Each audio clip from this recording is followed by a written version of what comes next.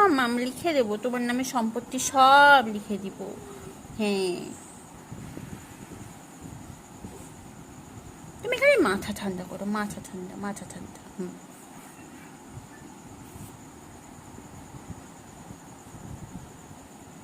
রাগ করে না মাম্মাম, রাগ করে না।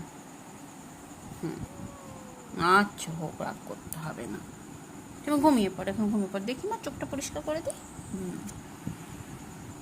ঠিক আছে, চলো ঘুমাও, ঘুমাও, ঘুমাও, ঘুমাও, ঘুমিয়ে পড়ো, ঘুমাও।